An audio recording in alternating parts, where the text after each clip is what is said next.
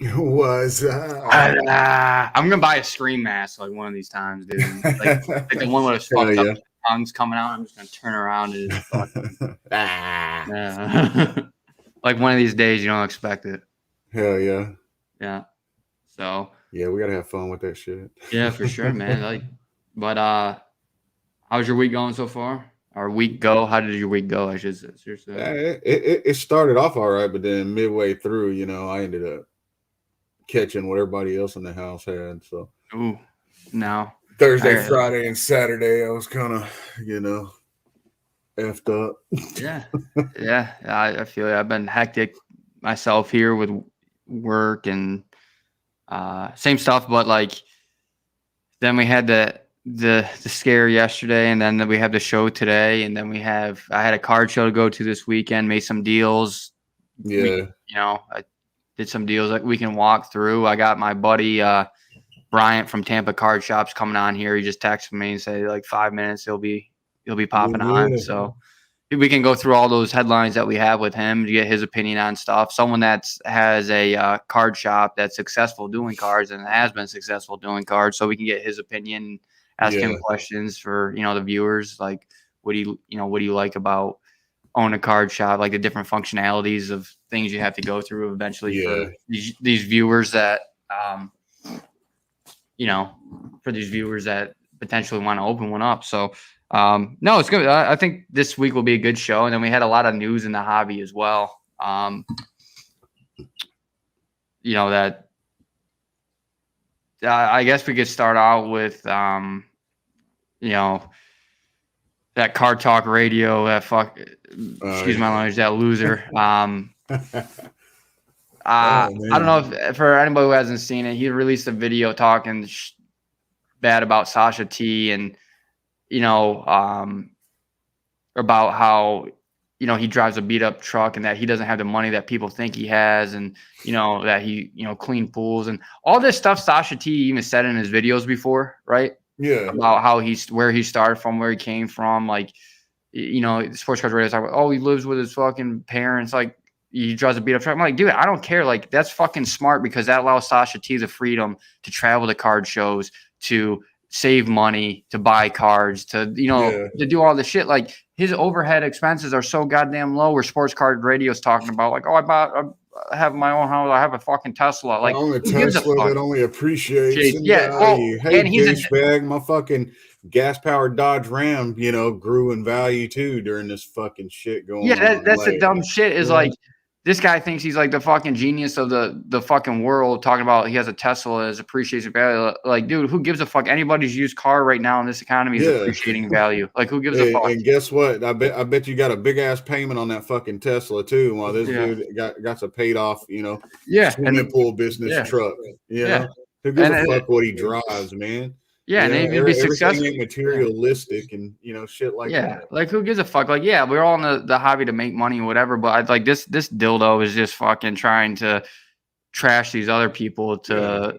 to gain popularity. Like, who cares, man? Like, Like I had never heard of the douchebag, I didn't until either. now. I didn't I either mean, he till can say like, the same about me, but I ain't on here fucking, talking shit about some person that's trying to make it in sports cars yeah, business, and I and think what they that like, did in their prior, yeah, who gives a fuck? I mean, as long as you didn't murder or fucking yeah, do something extreme, like I don't care. Like, this is the great thing about America is that you can start from like cleaning pools, like Sasha T, to being a well-known influencer and make a career living off of trading sports cards. You know what I'm saying? Like, yeah. who gives a fuck like that? I think the Like, biggest thing that bothered me, like, not it's not the biggest one, but it was one thing when I'm like, how you listen to people talk and then you're like, well, how in the fuck is he saying that after what yeah, exactly he's doing at the mhm, moment? How he's mhm. sitting there calling all these people, all these guys going around hanging out with guys, looking at pictures of guys and stuff like. Sounds like he's, jealous of something that he's not around all the guys like Sasha T was or No, he doesn't something have like friends or because some he's sitting shit. there bitching about that, basically making it sound like, there's something with him, being around a bunch of guys. But at the same time, he's sitting there.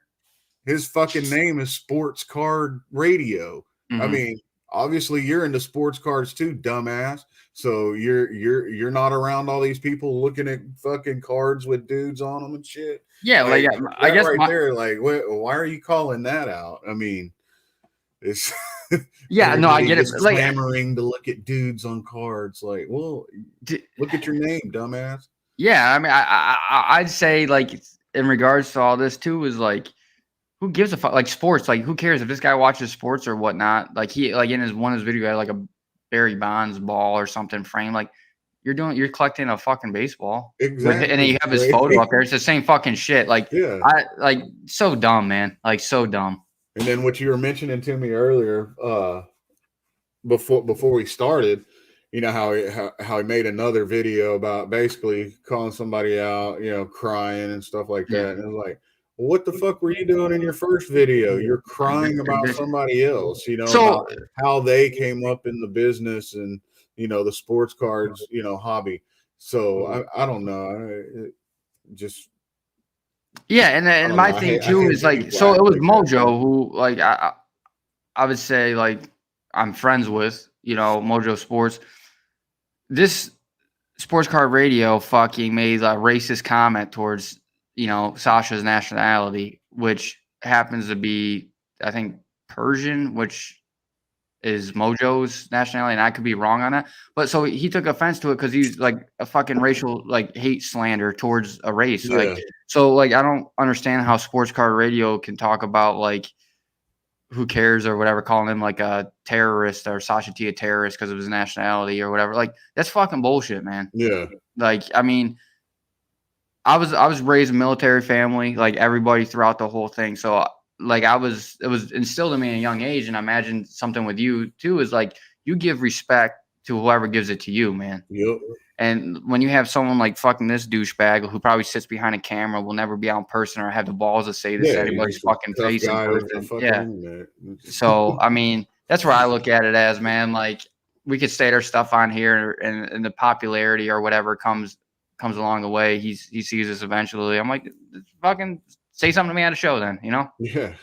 Like that's what I'm about. Like I'm not looking for anything, but like I mean, I'm a man of my word. If I fuck up, I'll say I fuck up. If I, you know, I don't like judging somebody before I actually get to meet them and whatever, you know. But I mean, for my first instinct of this guy, like I'd say fuck him. Actions, man. It's all about actions. Yeah, and so I mean, like he has a problem with anything I ever said to him. Like, you know, I'll be at card shows, you know. Yeah. And we can squash it there, whatever, you know, like I'm not 12 where I don't need to fight somebody, you know what I'm saying? But I'll stand behind my word. Like this guy is like one of those fucking keyboard warriors. So yeah, you know, I don't he wouldn't have the like, and what I'm saying is I don't think he had the balls to say that to Sasha or Mojo in his face. You know what I'm saying? You wouldn't have the balls to say that shit to his face. So I don't know. Like I just think like with the hobby and shit going on, like someone just is that it looks like Bryant jumped on. Yeah, so I can introduce him. So doing all the card shows locally here in Tampa, I've came to see a great friend and Bryant. He runs a Tampa card shop. So I'd like to bring him on, just kind of give a perspective about his business, talk to hobby, everything, talk about what we were just getting his opinion on what we were just talking about. And bring him on right now. All right, man. All right. Welcome to the show, Brian. Dude. I like it. What's Brady. What's up, bud? Oh, yeah, have to. Yeah. So, man, good to meet you. Hey, good. Thanks for coming on. I know you've had a hectic weekend. How did you end up at the show? I know I don't want to say any values or anything, but you texted me last night, said you made a nice little big trade at the end, man. Yeah. I mean the Brady Schefter fake news, I guess, as of right now. Gonna help me out at the Hey, I mean, it is what it is, man. I mean, I said this on my Facebook, like I don't believe anything until it comes out of Brady's mouth. You know what I'm saying? Like they've been talking about retired. He was a Charger before he was a Buck. Yeah. Everywhere, NFL Network, ESPN, they all had him as a Charger. Yeah, and us being New England fans, we already have a beef with ESPN. You know, they had a witch hunt for him about fucking Deflategate, which was nothing. Yeah. ESPN owes us like 3 first-round picks at this point. Yeah, fuck them, dude. But what how did the show go this weekend? I know you were there. Did you make a lot of trades? I know you did a trade. I was there for one of them where you bought some off this guy. You got that Josh Allen night moves, man. Yeah, I picked up a lot of good stuff. I mean, honestly, I guess I kind of bought into the FOMO after the Brady news. I picked up a Brady on the way out the door too. Yeah. 2012 X Factor graded. Picked up a Gronk RPA.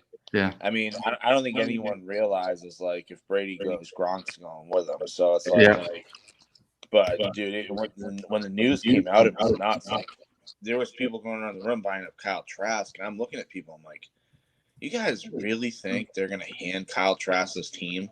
Yeah, like, they're gonna bring someone else competent that didn't throw for -7 yards in the preseason. The team for a year, like Brian Hoyer, dude, freaking Hoyer. I feel like he's fucking goes everywhere. Maybe Fitzpatrick will fucking be back in Tampa. Yeah, bring Winston back. Yeah, Winston. No, fuck that, dude. Kyle Trask should just learn how to throw the fucking ball up at that point, dude. Yeah. I think. Do you think he's retiring? Spectra 101 sold for $3,000 last night. Holy shit! Which one? Yeah, I was like, his Spectra 101 RPA. Oh, really? Spectra, like I like Spectras because they're all pretty much numbered, but like I don't think they're $3,000 cards. I don't think any card of Kyle Trask was $3,000. Yeah, I don't know. I got his like because of Florida Gators. I have like some nice autos and stuff of his, but I got them dirt fucking cheap, you know. But I mean, you get them for like $25-$30. No, yeah, that's pretty much what I got them for, you know, like dirt cheap. But like yesterday, I was half tempted to put some of these up there just to catch the wave of his stuff or whatever. But what now who personally I know, but just for like the audience, like who do you collect? Obviously, I see the 12 jersey. Yeah, obviously Brady. I mean, like PC wise, like I'm a big Brodeur guy for hockey. Baseball, it's Red Sox, Lester, Manny, Ortiz. Are kind of my big three. Honestly, football, like my true PC is actually Bledsoe. I love Bledsoe, dude. Yeah, I have I mean, it's probably not worth anything, but I got like 5 binders of his stuff. Like, that's how I am. I'm with Curtis Martin. I'm a huge Curtis Martin fan. All-time favorite player. I love Curtis Martin, man. Yeah, that was another. I think I don't know what was the contractual thing. I know I was young and I wasn't paying attention to that more, but like he went to the Jets. Like it was a contractual thing where he just said "fuck it." I just remember it felt like Parcells took him my ball. And with him, like. Parcells said that they were going to offer him whatever over there. He told the Jets to offer him whatever and bring him there, and I think Kraft was like, we're not even going to try and match it, you know, just let him go over there because he knew that was Parcells' boy anyway. So. I'm excited for the Atlanta show because they got Robert Edwards, who was his replacement, signing at it.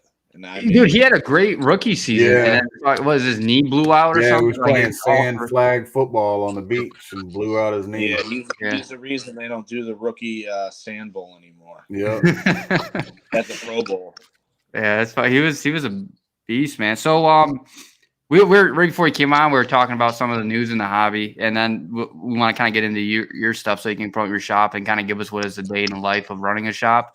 But we were talking about that sports car radio guy and how douchey he was. Like I imagine you saw that when he was talking about Sasha T and then Mojo and all them. Like what was kind of your take on it from being in the hobby? Like because I'm a big proponent of getting that guy canceled. Yeah, me too. Yeah. Oh. Hold on 1 second. I just you're good. There's never a place for that. Yeah. It's one of those things that, like, he just got I don't know. I mean, people like that are just trying to get views of, like, I don't know. Like, scummy people attract scummy people. And, like, I feel like the guys drafting back in this guy are scummy people. Like, And the thing is, like, we were talking about it too, and I said this. I was like, I guarantee this guy just sits behind the camera like this and he won't come to a show in person. He'll trash the hobby, but like he has the balls to say that there. Like, I guarantee if Sasha T was at a show or Mojo, he wouldn't say that to them, to their face. Dude, he also might be a closet fan. Yeah. You never know. I mean, sometimes your biggest fan is like comes off as your biggest enemy. Yeah. Yeah, I just think it's like for the like I just think for the hobby it's just fucking been like these 2 weeks of kind of some shit news and everything, but it's like weeding out the people that shouldn't be in it, or bringing to light the people that are shit so people will stay away from them. Yeah. Well, and now, I mean, I woke up this morning, I'm reading this Star Stock thing, and it's like, what the hell's going on there? Like, they fired 50 people in 2 days, and they're having them sign NDAs on the way out the door. And can't. Who is this? I must have missed it. Yeah, Star Stock. Huh. I didn't read it. Yeah. Yeah, I hadn't heard of that one yet either. I didn't hear that either, man. You're beat us to it. But so when it comes to like the day in the life of like running a card shop, like can you kind of go through like your routine like for us, and then how'd you got into it, open up your own shop, like? Yeah, so I mean, every day I'm there between like 11 and 12. I mean, when we first opened, it was a lot less busy, to be honest. So I could get there at noon and like kind of coast through my day. Have the 5 to 6 people that came in, but now we've been super busy, so I get there almost an hour before just to be able to do anything. I mean, I do eBay on the side. Obviously, you kind of have to. So the first hour is making sure wax is ordered, taking offers on eBay, packaging orders from day before on eBay, open at noon. I mean, we're getting constant phone calls about collections now. So what are those phone calls like for like 88, 90 baseball? Like, yeah, I mean, the sad part is for every one of those, though, like for every 10 of those, there's one really good one. So you kind of got to just be a human siphon and like just siphon the bad ones, get them in and out, and then find a good collection as long as you keep looking. So is it more about for you like buying singles, or is it like wax more profitable for like a card shop? I mean, we're not allocated, so honestly, wax, if I can make like $10 to $20 a box, that's like solid, which I know it doesn't sound great to anyone that's wanting to open a shop, but I mean, like $10 to $20 a box, you're doing pretty good. I mean, obviously, once in a while, I'll get some like insane deal through a distributor that I can double my money or something like that. But yeah, the real money is buying the collections, going through it, piecing them out, and then selling them from there. No, and I saw you do it yesterday where you just had someone walk up with like that big box, that deal we're talking about, and you went through the ones you were interested in. You kind of added them up and said, "Hey, this is what I'd pay for it," or what are you offering for this? And the guy was like 300 or whatever, 350 or something, and it's like one card out of that pretty much would help. And it's a beautiful card, but I mean, I just feel like that now, and like for your standpoint, like people are trying to get like out of stuff like they overextended in, and like for me, like always, and yourself always collecting like Brady's and stuff like that. Like I feel like the direction now is like all these people that are chasing these hot rookies, like last 2 years, are kind of like, oh, I just want to collect Brady now, or I just want to collect, Yeah, they finally settled into what they want to collect and trying to get rid of everything else now. Yeah. I guess do you see that too, or do you like what's you see it every day, 24/7. So much, and like I don't know. I mean, it's a bad addiction in some way. Like, I mean, like, dude, that guy definitely ripped every single product that came out this year, and like, I want to say based off what was in there, a case of each wouldn't shock me. Yeah, and like, 5 years ago, that's kind of whatever. Like you could rip a case of Spectre for like $1,000, $2,000, but like, I mean, a case of XR now is like $5,000, and like, no offense to the people that rip XR, but like, what the hell are you covering? Like, you know what I mean? Like, I want to say this too. Like, I think throughout the years too, like, I always was big on like Panini, like contenders. Like that was like my bread and butter for like what I wanted a rookie auto in. And then now I feel like the basketball people spilled over to football, and now it's like I hear more people get more excited about Prism than the contenders. Yeah, I mean, I'm a contenders guy through and through. Yeah, me too. I mean, the basketball market's changed a lot. I mean, it's basketball market's so slow right now. It's not even funny, but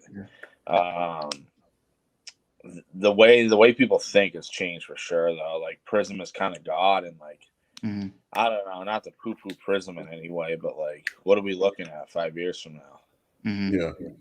Like, I don't know. My personal like money that I'm putting in to hold, I'm putting that stuff in the Topps Chrome. Yeah. You know, like it's early Brady stuff. Like, I mean, even if he is done, like, are people gonna want like remember his 2021 Prism? Like, exactly. Does that really matter? Like, well, even like I think at the show we were talking about this too. Like the only modern stuff we might go after is the downtowns or kabooms because they're pretty liquid. You can move them pretty good. But I've seen even with the downtowns, like the prices drop a little bit in those compared to where they were at. Yeah, I mean the thing with downtown and kabooms, I think those are like the modern day PMG, where they're like they're chased just because of the rarity aspect, and I mean I think I don't know, I don't want to say they've made too much of it, but like the nice thing about the kabooms is it's one. I'm more of a kaboom guy than a downtown guy because kabooms, it comes out one product, that's it. It's Panini's way of saying, hey, we're going to put our ultra rare card in our product that's worth, you know, virtually nothing. That's what Absolute is. You know, like if Absolute didn't have kabooms, let's be honest, no one's opening the stuff. No. And like to be honest with downtowns, like I think they got to pick either you do it in Don Russ or you do it in Optic. Like having two downtown releases each year kind of kills it in my book. Yeah, and I don't know if you know everybody knew that you know that's listening or will see this clip of the video, but like they have the two versions, like the Optic or the Don Ross. Right. It's kind of confusing. Like when I was first getting into like the downtowns, I didn't even notice that, you know. And then when you start getting more developed into it, but like for you, the same as you, like I like going back to like the X Fractors, the different colors in those top chrome product line, and just because the rarity and the pop counts on the earlier stuff are kind of solidified, right? You're not going to see like people the pop counts rise by like 100 in like a month, like they've been doing with like Zions and shit like that, right? Like so that low pop, one of them I bought at this the show that 2006 blue refractor, like that's a pop 12, and that's not going to jump up. I don't have to worry about that jumping up 10, 15, even 20 cards. Yeah, it's stuff you just don't see. Like, I don't know. Like, I mean, I guess even Prism wise, you don't see a lot of Prism color Brady hanging around. I mean, that's usually getting gobbled up too. So, I mean, I guess it's all relative, but I don't know. I mean, people just ripping like crazy. So, yeah, and I think that's why those boxes go so much and like so fast. Like the price of them rising is because they're just these breakers. Everybody's breaking cards now, and it's going through the fucking roof. I think another reason, like those older, like you mentioned in the Topps Chrome refractors and X Fractors and stuff like that, is you didn't have 5,000 color variations either going with them. So, you know, it seems like in Panini Prism, you know, you have 500 colors that, I mean, you can go get what 4 of them out of the Topps Chrome. You only have 4 variations or something. X Fractor, refractor, black refractor, something like that. Red, that's it. Blue, green, I think. I mean, Tops at the end start to go a little nuts, but like if you think about Panini, it's like, hey, there's a true red, then there's a red shimmer, then there's a red mojo, a red power, disco, a red like it's like they took the color wheel and now there's like 8. Yeah, and then they got a color for every animal, a zebra. That's one thing that irritated the fuck out of me. Was skin. I don't know which red I had at the time. It's like I wish on the back, like I think Topps did in some years, like red refractor or Bowman. Bowman was pretty good about it. Bowman Chrome was like say that, hey, this is a blue. Like they would actually put what type of refractor it was on the card. I think they should all do that. Like put it on the back, like how what is it? Is it Revolution? How they'll put on the back of there, it's a Chinese New Year, it's a Astro, something like that. I think they should all do that because a lot of them, they are confusing as hell to try and figure out which one it is. So what markets? That's for sure. What markets do you see like being like to kind of get into for like sports cars? I saw Anna walking in the back, but like is soccer, has that been growing?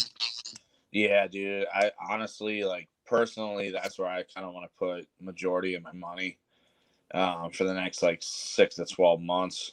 Mm-hmm. The thing I like about soccer, because I'm a baseball guy, like true and true, and like, dude, I got sick of getting my ass kicked on prospecting 10 guys, and personally, I think it really resonated when like Jackie Bradley Jr. Dude, I bought everything in 2013 of Jackie Bradley Jr. Then the guy gets called up and he's terrible, and it's like, man, I just like lit money on fire. Oh, we got him back too to be terrible. So yeah. I mean, he ended up having an okay career, but like for what I was paying in 2013 for his X Fractors and his true reds and stuff, like it's worth like pennies on the dollar now.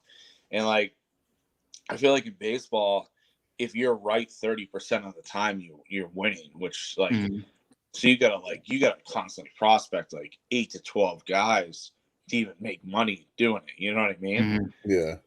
So like soccer, I think if you prospect like 2 guys, all you need is one of them to hit. And like the hit rate on soccer on like a prospect, like if people are buying him up, he's not going to be a bust. Like there is no such thing as like the Peter Warwicks or the N'Keal Harrys in soccer. Like that doesn't happen. Like, like you don't just over leverage yourself like you can in baseball. I feel like that's kind of the same way with hockey too. Like it seems like there's 1 or 2 players that everybody's going after, and they usually seem to, be pretty big. Whether it's Sidney Crosby, Connor McDavid, stuff. Was it Nick Cousins now? But you gotta be careful. I mean, Jack Hughes is actually playing good now. Like he's coming into his own because he was a 1-pick couple of years ago. But like Capo Caco still hasn't took that jump, and then Alexis Lafreniere doesn't get any fucking ice time. So that's where I get a little nervous in hockey too. But Lafreniere, I don't know, man. Rangers prospects lately, I mean, if you told me Adam Fox was the guy 2 years ago, I would have thought they're nuts. Like, and not to talk bad about Adam Fox, but like, do I really want to put $500 into a young gun of a defenseman? Yeah, that's what my big thing is. He's a defenseman, man. Like, like I don't know. One of my favorite players of all time is Scott Stevens and Ray Bourque. Neither of them sell. Yeah. You bring your puppy in? Yeah. God, yeah. Dude, we're dog friendly on this. Mine probably come walking in here at some point. Dog friendly show. Oh yeah. but if Ray Bourque ain't selling, never sold, like his autograph's like $35. But like Mario Lemieux is like fucking through the roof still. I feel like Lemieux stuff. Yeah, I mean, dude, I think that's just Pittsburgh too, though. Pittsburgh loves. And in all honesty, if he never got cancer, he probably would have had a shot at Gretzky's goal record before Ovechkin. We could say, I don't even know if we call them Pittsburgh anymore. Boston owns them. Boston Penguins, right? That just play in Pittsburgh. The Boston Penguins that play in Pittsburgh. We have. What about So, like owning like this card shop, and it's been successful for you. Like, where do you have to find like more of your time? Is it more on the road, like going to different card shows or setting up locally at card shows, or do you still get like the main priority is still the brick and mortar of doing more business out of your shop than setting up at shows. I guess like where do you see the most revenue come in for you, and where do you like to focus a lot of your time, or what do you enjoy the most about owning the card shop? I mean, in all honesty, the wax end of it, I see as like a way to pay rent every month, and like that pays the shop bills. That's kind of that aspect of it. To me, the shop is mainly a buying platform to make money elsewhere on a single card level. Honestly, lately it's been insane. We've sold some 4-figure and 5-figure cards out of the shop, and that's great. Like, you don't expect it. Like, $50 to $100, $100 to $300. That stuff sells all the time there. And like, don't get me wrong, if I can go to Dallas and bring a bunch of stuff back and it moves there, it's great. It happens a lot. Yeah. But the real profit margin is being able to buy collections, piece it out at local shows or bigger shows, and that's really where the profit margin is at. Gotcha. Now, if you had to rank like shows like and I know National is going to be number one, like, so we don't have to do that. If you had to rank like 2 other shows or maybe 3 shows to go to, like from your experience, like which ones where you'd say like, hey, if you're a card collector, you have to go to this one or you have to see this one? Yeah, I mean, honestly, Dallas is kind of it's king in its own aspect. Just the way the show's set up. I mean, the trade night happens like.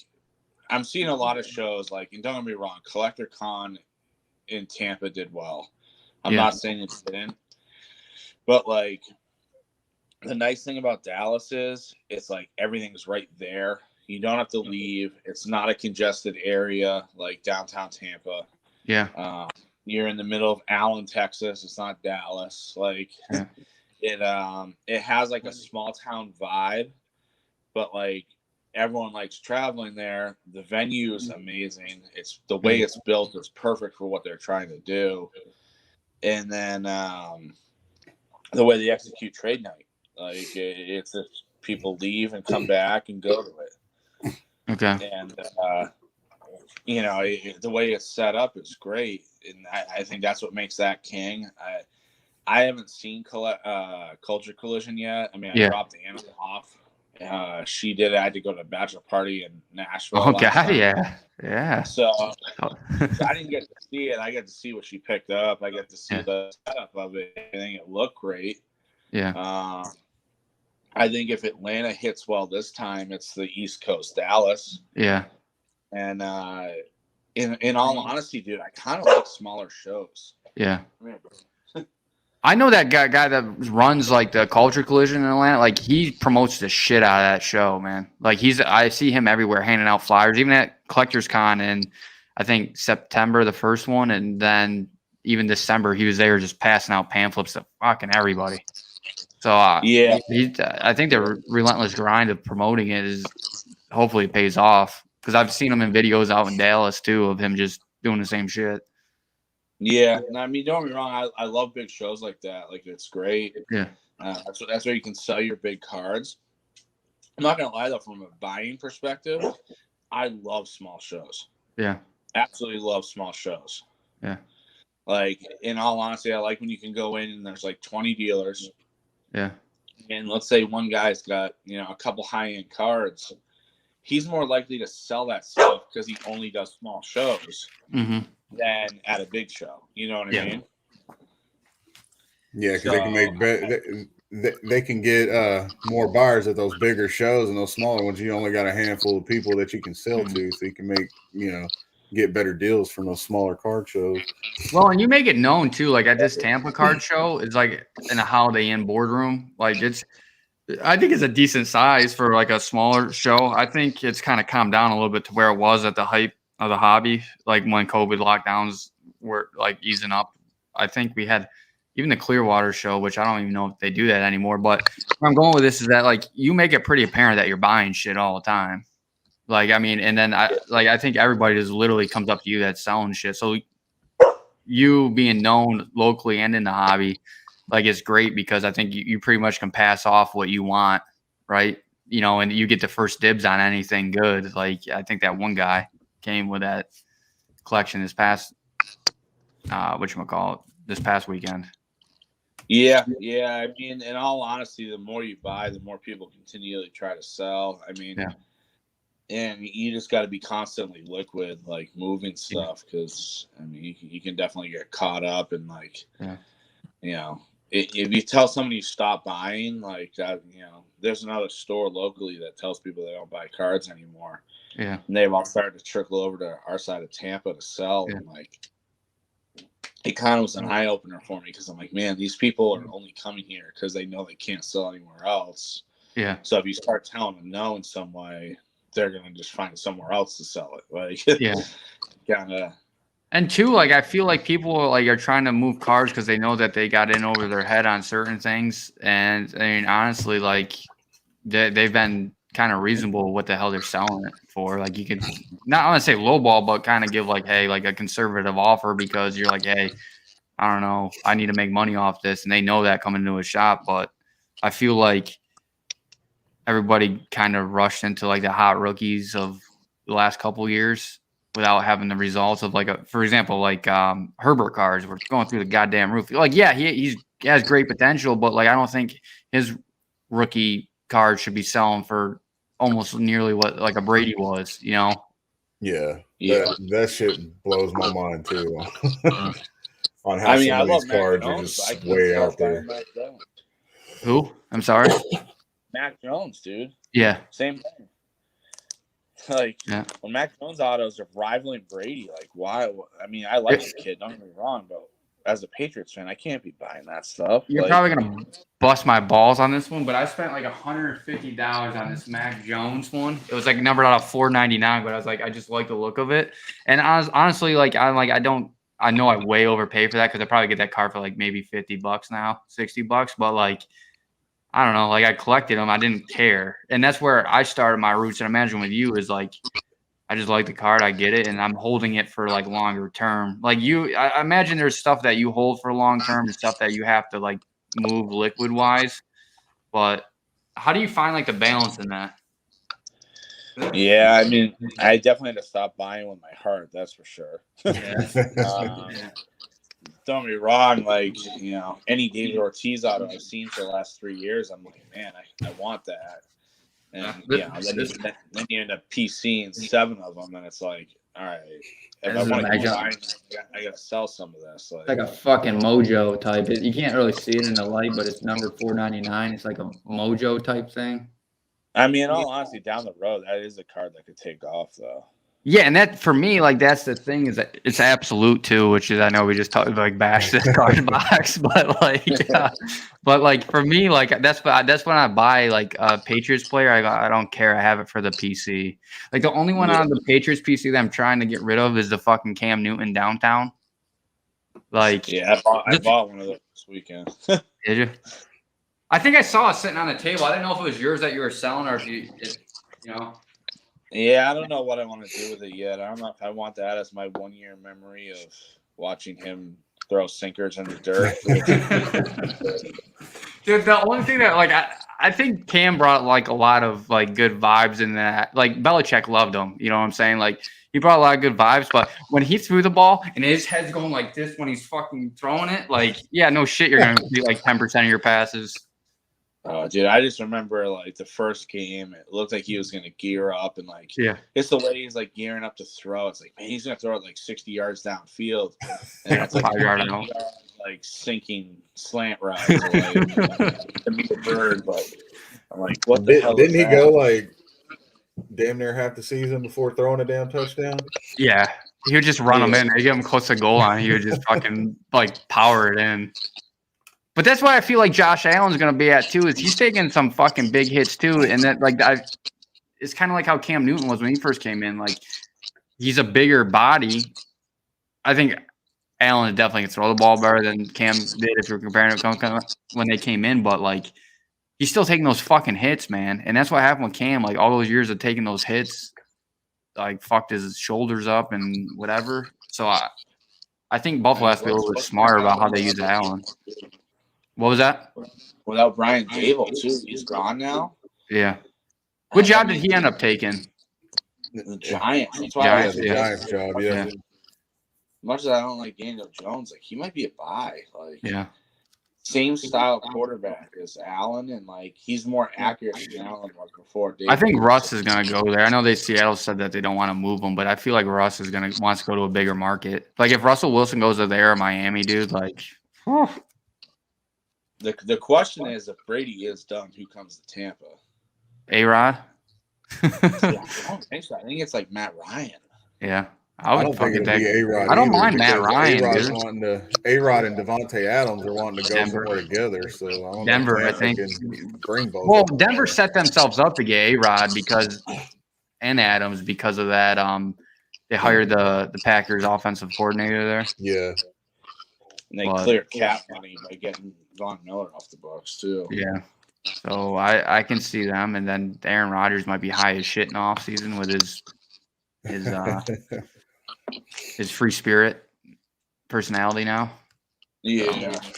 Well, I don't like the Bucks. I mean, if Brady's gone, I don't know who comes here. Like, I don't think Kyle Trask is the guy yet to hand over the keys. Like, I think he was good for the Gators, but NFL is different, and I still think he was in the best situation almost of that draft class besides Mac Jones. It's because he could sit behind the greatest of all time.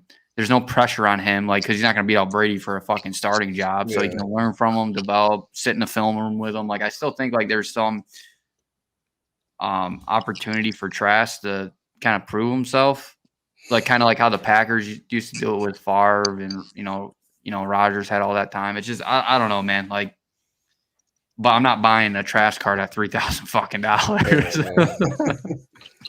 I don't even like buying cards at $50. Like, yeah. I just did the Gators one for the PC. I mean, he'll be, no one's gonna top Tebow in that, or like Emmitt Smith, or even a Fred Taylor. But like, he showed promise. He was definitely better than fucking Felipe Franks. Oh yeah, I think you are. Yeah, fucking. And he's in Atlanta too now. I think Felipe behind Ryan, so maybe he takes over the keys for Atlanta, and Ryan comes down here. But it's a desirable spot. Like, they had the framework down here. I know like a lot of people took 1-year deals to be down here for the Bucks, but I think you have Evans signed. Godwin, I imagine, with his ACL tear, might do a team-friendly deal because he has to build back his value. Yeah, he's like a franchise tag candidate now. You think Gronk is done too if Brady does retire? Oh, 110%. I think Gronk might be done even if Brady doesn't retire. Yeah. I don't. What do you think on that? I think if Brady is back, he's gonna force Gronk to play one more year. Mm-hmm. Yeah. I mean, no offense to OJ Howard, man, he looked like irrelevant in the Bucs offense, and Cameron Brate, it's like pretty boring tight end outside of like his few slant routes he makes here and there. Like, so question for you. Watching like the national championship game, like college, do you think Bill Belichick has like the biggest wood watching like in 2 years from now, like the biggest boner just watching those white wide receivers for Georgia and tight ends? You know what I'm talking about? Yeah. I don't know what it is. The question is, how much longer does he have left? Yeah. I don't know. Like I mean, that definitely is the question. You know what I saw online too that I wanted to get, but it's like $900, and I think eventually I'll end up doing it. But it's a dual auto. It's a Bill Walsh and Belichick like dual auto. Like card, I forget. Let me see if I can find it. It's fucking sick looking. That was at the National. Was it? Money, $10,000. Yeah. No, this one. It's a Sideline Generals. It's $900. That's actually a good deal on that. Yeah, it's fucking sick, right? Yeah. Yeah, I don't want to tip you off, but maybe with some of the money you raise at this show, man. But yeah, it's pretty sick card. I think the back has a little wear, or unless it's glare, but it's numbered out of 250 too. So yeah. I mean, we'll see what happens with McDaniels too. I don't know where he's gonna go. Hopefully, the fuck out of New England. Yeah, I've been wanting him out since he came back. So They were saying he was the favorite for the Raiders, but now it's like the Raiders fell out of wanting him over there now. Yeah, that dinner might not went good. That dinner probably didn't go good. I think they should keep the Paisan over there. What's his name? Vescazio. Yeah. Dude, he fucking turned that team into a playoff team, after that whole debacle. That should have blew up their whole fucking season, man. Yeah. I mean, I don't know how do you crazy the season they had, all the issues. Yeah. Well, I don't understand. Like, the NFL had to know that. Like, any sports team, like, that put a professional team in Vegas, that's a lot more distractions there. When they first said they were moving there, I'm like, you're gonna have all kinds of bullshit. Think about Pete Rose, betting on teams in baseball. Just imagine how it's gonna go, having a damn NFL team there. And then you got a hockey team there even now. With COVID slowed it down because last year everything was on lockdown with them being there. So this year is like the fucking year where, that everything that everybody thought was gonna happen when they put a team there is. Well, hockey, you don't really hear too much about the players there, except for that one guy that was like supposedly betting on the games. Yeah, so that's exactly what I thought would start happening was everybody be out there betting on the games and. Well, what do you think about the Hall of Fame class this year for baseball? Speaking on betting on games because of Pete Rose. I mean, I think Bonds and Clemens got screwed. Yeah, I do too. Now they can get in still, right? They can still get in even though they're off the ballot. Yeah, it's the Veterans Committee. The only problem with that though is like, I don't know, these old baseball guys are so stuck in their ways. Like, you almost gotta have the whole Hall of Fame turn on letting them in. Like, I don't know. I think Pete Rose. The guys in the 70s, like Mike Schmidt, that, they dirtied the game. It's like, Mike, you're out here doing cocaine every game. Yeah. Yeah. You know what I mean? Like, come on. Like, well, that too, and like some of these records that they had were before fucking Jose from the fucking Dominicans throwing a fucking 95-mile-an-hour fucking splitter, Yeah, I mean, like the average fastball in baseball is like 100 miles an hour now. Yeah. Yeah. Yeah. I just love to watch Randy Johnson back in the day. Like the first time he ever faced somebody in the batter's box, he threw a fucking high heater like up around their head just to get them off balance. Yeah. Yeah, I think Schilling should have gotten in too. Like, I don't know. Have you seen like Bonds cards go down at all or no? I mean, his auto stuff is so rare that it kind of can't. Yeah. What about like his rookies or like stuff like that? I know in the first place. What was that? They're not worth anything in the first place. That was the overprinting of 86 tops and 87 tops that we could build houses out of the wax boxes that are. So what do you have you seen like comparison of the era, like the massive printing era back in the 80s, 90s compared to like what we're in with like the junk slab era now? Is there like you see like similarities between the two? I know you're kind of my age, so I mean it's kind of tough to say personally. I see there being a lot more junk product. Like, I don't think they're overprinting necessarily one thing. Yeah. But like, I don't know. Like, if football wise, you could probably cut out XR. You could probably cut out, there's like 10 products you can get rid of. Like, get rid of Score. I get it's there as a staple, or like make it worth something. Like, you know what I mean? I get it. Like, it's a kid collector product, got him in it. Like, but like, if you're gonna have Score and Don Ross, the rated rookie holds value. Like, do something else with Score. Like, have it as an insert set or something. Like, like it feels to me like they're not overprinting one thing, but there's like 90 so many product lines. Exactly, they got so much product. Yeah. Well, so now going into where they're at now, do you think with the Fanatic stuff, like they're gonna make it worse or better, or you don't have like a? I think they're gonna do good for the hobby. Yeah. Do you think? Yeah, Go ahead. It'll be okay. You think they're gonna bring back like the Topps Chrome type of football and shit like that, or? Yeah, I hope so. Yeah, me too. I thought I heard them say that they were keeping the Topps brand, like the name for it and everything. So, but I may be for wrong. baseball, I think there's they got the licensing for baseball, and do they have it for everything, or do they have it just like is football still up in the air with Panini?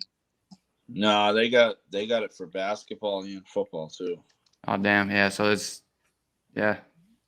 Well, but they bought Topps too, so hopefully they just fucking go back to the Chrome era. Yeah. Yeah. What's your favorite card of all time? I mean, the card that got me into it was the '89 Griffey, but I'd probably say like favorite, like aesthetically, would be like Bowman Chrome Brady. I really like the Fleer EX stuff too when I was a kid. Yeah. What now? What's your dream card? Like if you could have any card right now, not like value wise. Like it could be value wise, could be consideration, but like if you're like, hey, this is one I always wanted. The John Lester first Bowman Chrome Superfractor. Yeah, I love John Lester. Stud, yeah, I got a couple like bigger cards of him. Like I have this card that from triple threads is numbered to like 4, and it's etched in the jersey. It says Survivor. Yeah.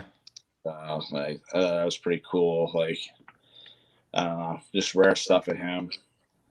Yeah. So what's next for the shop? Like, what's your kind of goal with that? Like, I imagine you're happy where it's at now, but where do you see yourself in the future? Open up like another location somewhere else in Tampa, or? Like yeah, for sure. I mean, next goal here is start kind of staffing the one here, just to get some time back and kind of be able to focus on other stuff too. Yeah. So being able to get like a solid staff for the one here, with that process, get Whatnot up and running, and kind of have like a streaming service. I mean, I don't know if Whatnot's going to last forever or not, but we'll How do you like Whatnot? What? How do you like Whatnot? I like the basis of it, but I think when you let scummy people do scummy things, they get burned a couple times. And I don't want to say Whatnot doesn't police it well, because they do, but I don't know. I mean, I'm not a big fan of the breakers where, we got to scream bang and let's go. Yeah. I remember me and Paul had that conversation a while back when he introduced me to Whatnot. I had heard about it, and then I got on there and I started, watching some of them. I'm like, I can't do this shit. He's like, I had to mute the fuck out of everybody. I was like, I can't do this shit. Yeah, like, I mean, we got guys going around ripping their shirts off the break and cutting them in half, and and I had a big issue with when I first started watching. I think they started policing that out a bit. Was you could have a shit card up there, and they're sitting there, come on guys, we can't let this go for less than 20. Come on, we gotta get it up there. And it's like, it's not even worth $2. But they're amping all these new people up in the hobby, trying to get them to buy shit cards. And I mean, I get it to a point, but it's kind of detrimental to the hobby. I think the hobby's getting smarter though, maturing. Even the people that got into it, they got burned, but you learn a lesson. And the scared money will run off, but like people love nostalgia, man. And I think we're moving into a time where kids were like in our era grew up, like they're got back into it. I think college and stuff's dying off to an extent where people want to make their own money and be an entrepreneur. So I think this is like a good platform for people to do that. But I think the market's maturing a little bit. Like the people that got back into it, they got fucked, like buying fucking Joe. Where a pop count's like 30,000. I think people are moving more into the rare numbered stuff, which I've kind of always been in there. Like, and yourself, like, and you as well. Like we just, I don't know, they're maturing, but it's like all lessons that we learned when we first got into it too, right? Like not everything is going to be valuable. Yeah. I don't know.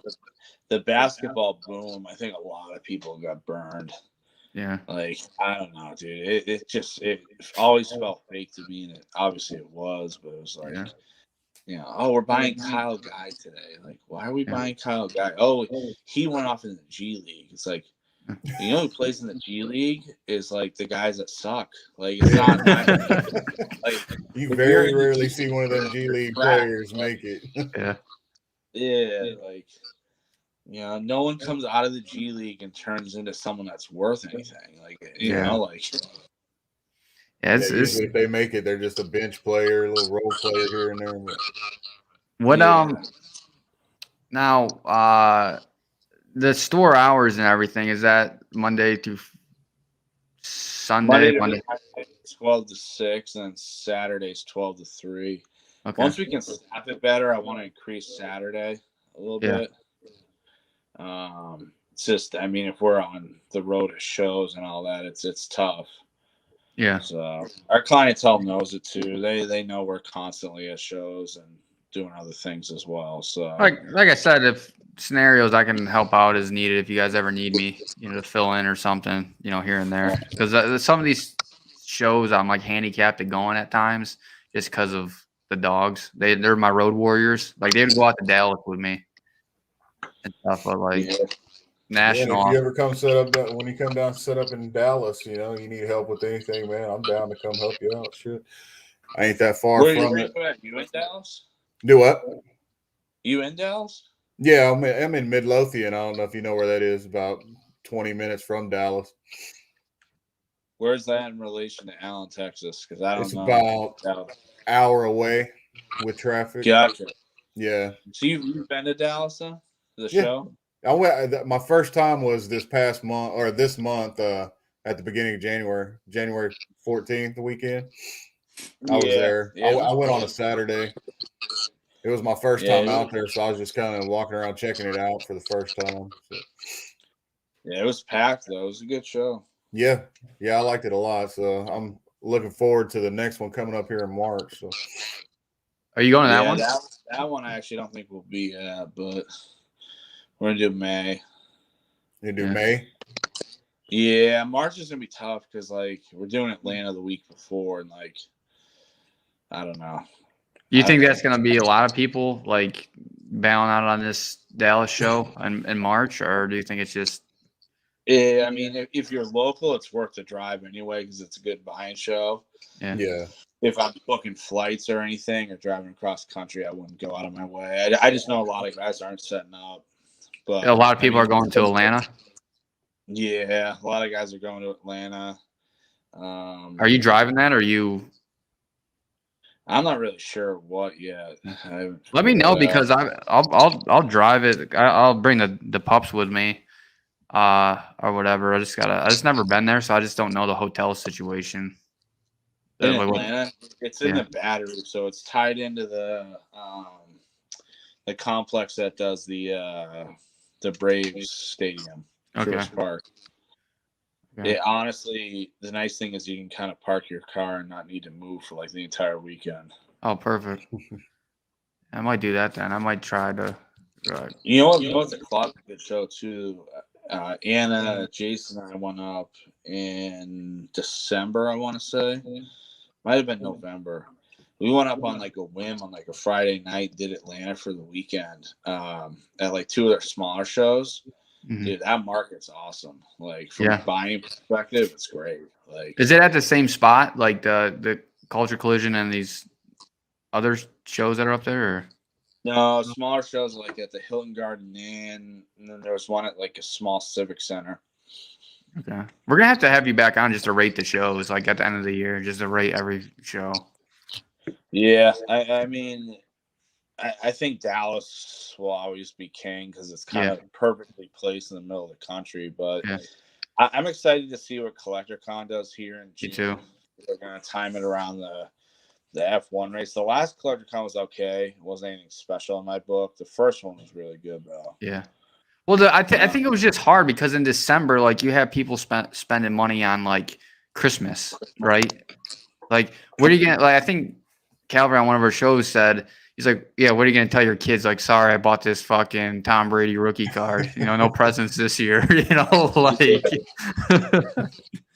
So I do think like the first collector con was great in September. I just think they need to spread it out differently. Like, they want to do 2 shows or 3 a year. It's supposed to be 4. It's supposed to be Yeah. quarterly. But... Yeah. So I think quality is better than quantity too. I mean, if they even did 2, like one in like, well, because you have Atlanta, so you would have to do like April/September or something like that. I think that would be like a good basis. Yeah. Because then you're gonna have national in June, July, like somewhere around there, right? Are you going to national this year? Yeah. We got a booth for it, so we're setting up and everything. I might have to. This year? How many passes you get for your booth? Because I might have to buy one off you.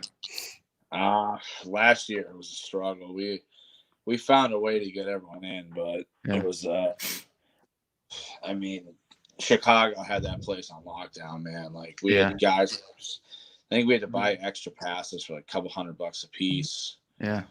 Because I want to go a few days. Yeah, I mean it's a process. It's Well, I heard the fucking VIP tickets are already sold out for like the early access, and I was like, motherfucker. I didn't even know VIP. That's the guys that are just trying to get. It's the autograph guys. Oh, okay. The super VIP, it includes like every autograph guest and like I don't know if you really care about meeting like Darrell Evans and guys that sign for $5. No, I'm good. I guess it's worth it, but I'm good. That's for like the straight hard 100 guys that do that. I'm good on that. Give me a fucking a Brady there. I'd buy that in a heartbeat. Yeah, the rumor is Manning's gonna sign at it. See, I'd be interested in that. Yeah, I mean you'll have plenty of time. You can buy autograph tickets the day of. My thing is Manny. He's probably one of my favorite baseball players of all time. Even being a Sox fan, like Tino Martinez was my probably favorite of all time. First baseman for Yankees, Seattle, then St. Louis. Like just gritty player. But anyways, Manny cutting that ball off in left field is like my fucking favorite thing ever. Like a left fielder cutting off a center fielder. Like, oh shit, dude. And then, like everybody knew it with him though. It's like it's just Manny being Manny, Yeah. Normal every day. Yeah, but no, man, I appreciate you coming on, just kind of talking through your shop and everything. Like we've been growing this pretty decently for the last 4 months, so just trying to get people in the hobby to come show off their stuff, talk about their stores. I mean, we probably have to have you show off some cards here eventually of some of your super collection. Yeah. Yeah, I can dig some stuff out for next time. Yeah. I'm glad to finally get to meet you. I know Paul's always talking about you and how he's always going over to the shop and everything. So no, we've seen each other at shows and we became pretty good friends, and it's hard to find people like in the hobby that are set up at shows that don't want to fuck you, Yeah. Like I know, and I can go to him if I'm like doing Brady stuff. I'll talk through deals with him just to make sure. And some of these people, like I have people for like my 10 metal offer me like $2,000, $3,000, vendors, and like I don't know, man. It's just one of those things where it's like you meet people in the hobby and you're thankful to call them like your friends and shit, Yeah, it's fun, like-minded people. Yeah. Yeah, there's a lot of guys who don't want to. Yeah, they're just in it for the money. I mean, I know even some of them I'd strike deals with. Like, it's I don't really call them a friend. Like they're acquaintances. I've done deals with like a lot of the same dealers, but I just know they're more in it for the bottom line more than building relationships. But I'm thankful I got to meet you, and he's probably the first one once I moved down here that I became, besides Terry, who like kind of runs the show, the older guy. He was probably the first one at Tampa's show, but over the years, I mean, getting to know Brian was he's a dude. yeah, Terry. yeah.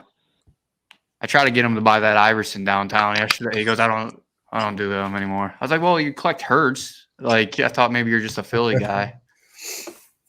Yeah. Yeah. What did you say? No. No. I was like, dude, it's a nice down. I go, I'll hook you up on the price. No one, dude. Iverson. This is one of my favorite. Kobe's my favorite, but like, he was probably second favorite. Yeah, Iverson. Him and Carmelo, I think. Mine was always Jordan and then Iverson, and then I grew to like Kobe. He's my third. Dude, tell me a better finals ever than the 2001 finals. Sixers Lakers. Yeah. Tell me a better finals. It's true. Yeah, that's my dude. The answer. Yeah. I think they need to make a kaboom of him doing the step over. Yeah, over Kyron. Yeah, like I would fucking buy that one in a heartbeat. Oh, me too. We need to get I'm excited to get mine back. See what those come back as. Either I'm gonna be really disappointed and get the standard PSA 8 or So what was the problem with the kabooms? It's not the horizontal line, it's something with the back corners or something? Yeah, back corners being clean is like a big thing. Yeah. Because I mean, how absolute cards are. They're like that foil feel to them. Yeah. And that stuff, like, I swear if you get a human hand on it, like, imprints it. God, I hope those come back decent. Do you have Paul was mentioning earlier today about one of the cards he's got that he was thinking about regrading with the SGC insert getting smudged into it.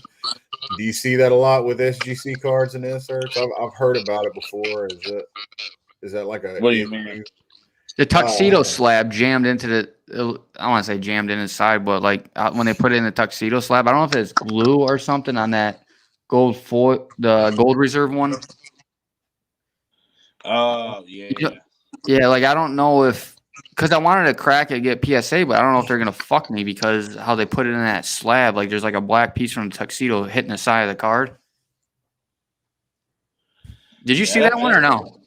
I'd have to look at it up close. Yeah, I'll bring it by. But I read an article about that one day. It was a little while back, but how they were talking about the black insert that SGC uses. That there's times where it does get smashed into the card, whether it's from the pressing of the sealing the case or whatnot. But I have to look it up where I found that at. But yeah, there was a little article about it how it can deteriorate into it and stuff like that and get smashed into the actual card, the edges of the cards. But yeah, I don't like. I've never seen it on my end, but yeah, I don't know. I'll have to look for that now. Yeah, I'll bring it by. It was. I didn't notice that until yesterday too. Like unless you're really really examining it, like you couldn't see it. But I'm like. You're goddamn right. Like, if I'm putting it under a microscope, I can definitely see it. Oh, sure. Yeah. Well, no, I appreciate you coming on, man. I appreciate the time. I know you got to get the shop to run. Oh, yeah, I appreciate it. Thank you guys for having me. Yeah, no for problem. sure. We appreciate it. I know that we're not like a huge podcast right now, but we're getting up there, though. We've been growing pretty good, like 100 followers a month. So yeah, building each time. That's good, though. Yeah. We now who do you got for today for games? I mean, I'm rooting for the Bengals and Niners, but I think you're gonna see Chiefs Rams. Yeah, I think so too. I want Bengals. I think Niners gonna win. Yeah. Niners and Bengals. Yeah. I just don't want. Yeah. I won't even mind. Yeah. What was that? I'd rather see Jimmy G win than Mahomes. So yeah, you're a big Jimmy G guy. Well, I just don't want Mahomes winning, but yeah, I don't either for the Patriots' sake and shit. And then you're gonna have to hear about how Mahomes is a goat and shit. Had to see his damn brother. Even though the goat fucking whooped his ass last year's Super Bowl. Well, that's why people are like, "Oh, he's only got to win 6 more." It's like, nah, man, he's got to win 7. He lost to a 43-year-old Tom Brady. Yeah, like he's got to win 7. Like, Yeah. And I think Brady probably would have won again this year if his team didn't fucking blow up at the end of the season with the Saints game. Fuck them, all the injuries, and then even if Godwin didn't get hurt, like you still have 2 threats, like 3 with Gronk, and even if AB still lost his shit like he did, like I don't know, I still think they would had a better chance against the Rams. oh, for sure. So yeah, I don't know, man. I don't know. I would hope to see him come back. He's always played till he's 45, Brady. Like that was always been his goal. So I can definitely see him saying like he's never cut any of his goals short. So I'm hoping that's. I think he's got one more year of unfinished business, personally. Yep. But yeah, I think he's gonna be back another year, just for the fact that he kept saying he's gonna play till he's 45. So yeah, I think he's gonna hold it to it. Maybe Schefter pre-reporting the retirement will fire him up to come back. Yeah. Yeah. Well, he has a vendetta against like ESPN and all that shit too. From all that Deflategate coverage, that was. It's pretty interesting. You see the TB12 brand deleted their Twitter account? Oh, did they really? Yeah. Yeah, they put a post up after the news broke and it was like, thank you for a great career, like all Brady accolades. And then he must have deleted the account. Yeah. He must have fucking fired whoever the fuck was on the TB12 team that released that. Yeah. Imagine getting a pissed off phone call from Brady over that. Like, you think that ref got a fucking ass chewing last game against the Rams like that? Well, you know why I didn't believe it when it came out is Brady put a post on Monday that he was going to take the week with his family. Why the hell on a Saturday at noon, 4 days later? Yeah. I mean, that doesn't make sense.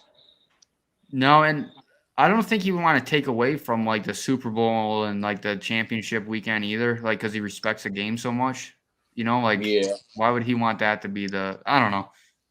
But then there's people talking about like, oh, because if he leaves before the 4th or the 8th of February, he doesn't get a $15 million signing bonus. I go, that guy don't give a fuck. Right. Yeah. I mean, it's 15 mil, but he can make that in his goddamn sleep. And Giselle could too, Yeah. So, but all right, buddy. Well, we'll let you go and get running the shop. All right. Well, I appreciate you guys having me on. Yeah, no, I appreciate you, man. All right, man. Good meeting you. Appreciate it. All right, see ya. See you guys. Later. Love that guy, dude. Great guy. Yeah, he's a cool dude. I like him. Yeah, and he's been in the hobby for forever, man, and like been successful at it. And like, if I second guessing a deal or need advice like that, that's one of the guys I go to. Yeah, especially Brady. Like he has some nice Brady stuff. Yeah, and I hope to hook up with him when he comes down, to the next Dallas card show when he gets down here. Oh, for sure, man. He'll have there, walk through stuff, show you. So he's a great guy, man. Him, Anna, Miss Sports Cards, like we probably can have her on and talk soccer sometime. Yeah. Like she just explained stuff to me at the show, and I don't know anything about soccer, but she was kind of dumbing it down for me. Right.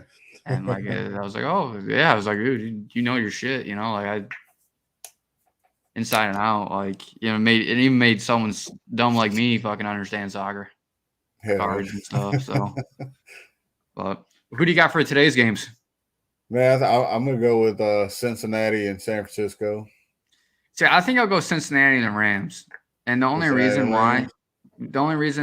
why is because if Niners win the Super Bowl, they tie New England and Pittsburgh with 6. Yeah. Yeah. Oh, yeah. I don't know. I want Stafford to go. I like Stafford. And I think I like Mahomes as a person, and he's a great football player, but I just don't want him to win because you're gonna hear all these people talk about he's the fucking GOAT. Yeah, I just like to see Stafford, get to it. It'd be awesome if he could win it. Just because I think with all those years in Detroit, he had the waste there.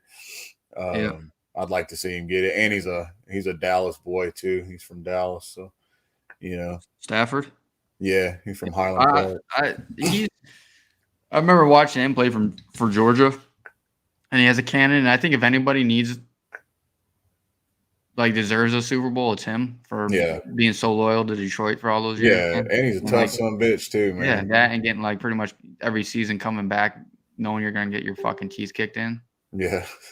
So, But yeah, I'd like to see him get it. I don't know. I just have a feeling like San Francisco's defense and their running game they've already beaten the Rams twice in a season, so it is a little difficult to do it 3 times in a season, but I still think they'll pull it out.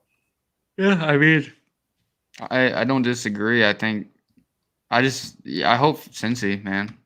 Yeah, I do too. I hope Cincinnati gets it. It's just I think Chiefs are on a different level than when they played them in the regular season. So I think their defense is a lot better. I think it may end up being a game like the Buffalo Kansas City game last week. Yeah. I think it could be. I just know Chiefs. I want to say I know, but I feel like the Chiefs' defense is a lot better than what they were playing them in the regular season. Yeah, and their offense is fucking clicking now too. So it's gonna be a tough one. I'm excited for it. The 3:00 game here. I think it's gonna be an exciting one. I think the San Francisco Los Angeles game. I think it's gonna end up being more of a defensive game, and the Kansas City Cincinnati one's gonna be all offense, pretty much. Yeah. But yeah, man, I'm excited to watch some football. Me too, man. You got anything? Do we got anything else to run through? Nah, I guess that's it. We went past over an hour already, so we can hit up some more. Oh, we didn't talk about the eBay authentication services. Oh, you want to never jump into that. We can just run over that right quick. But yeah, eBay just came out with a new authentication service for cards over $750. Where you send it in and they authenticate it and then send it to the buyer. Like I said, for anything over $750, it's pretty cool, but it's raw cards. It's not slabs or anything. Yeah, raw card. So yeah. They authenticate it, except I believe it said it excludes autograph memorabilia, like patch cards and stuff like that. Yeah, I think it's kind of like StockX, how they do with sneakers, and the eBay does it with sneakers now. And I see it. It could work, for raw cards. So, because I know there's like a lot of fake shit going around. Yeah. So if they can correct it and stop some of that, like maybe it's a big deterrent. I think it's CSG is the one doing it, right?